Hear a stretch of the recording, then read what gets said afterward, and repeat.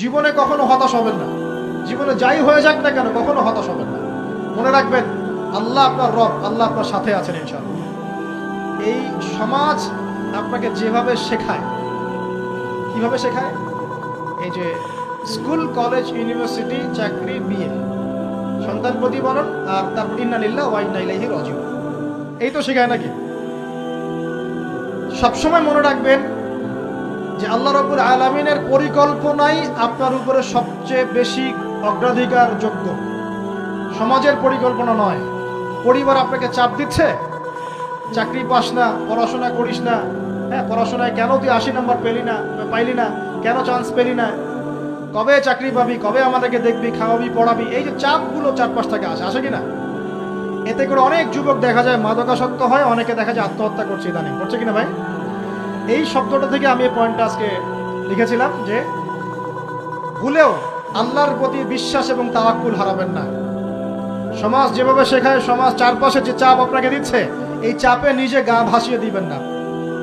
আপনি আল্লাহর কাছে দোয়া করবেন, আল্লাহর কাছে পথ চেয়ে নেবেন এবং আল্লাহর প্রতি তাওয়াক্কুল ভরসা করবেন। কখনো আত্মহত্যার পথ বেছে নেবেন। কি হয়েছে? 80 নাম্বার পান নাই তো কি হয়েছে? আপনি চেষ্টা করেছেন কিন্তু চান্স পান নাই তো কি হয়েছে? চেষ্টা তো করেছেন আপনি। আপনি চেষ্টা করেছেন ইউনিভার্সিটিতে চান্সের জন্য, আপনি চান্স পাই নাই, চেষ্টা করেছেন না আপনি?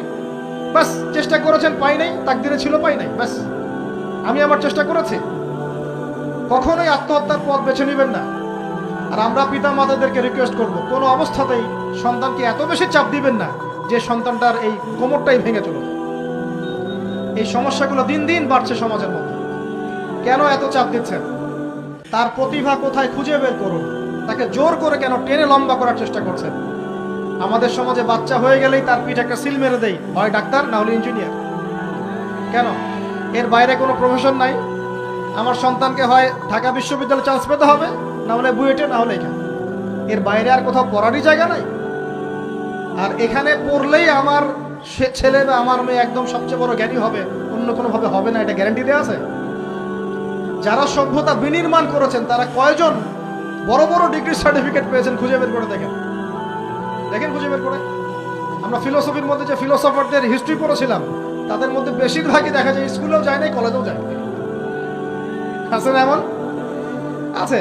আমি বলছি না আপনারা যাবেন না, আমি বলছি জ্ঞানের মানদণ্ড এটাই নয় যে আমার সার্টিফিকেট অর্জিত হয়েছে।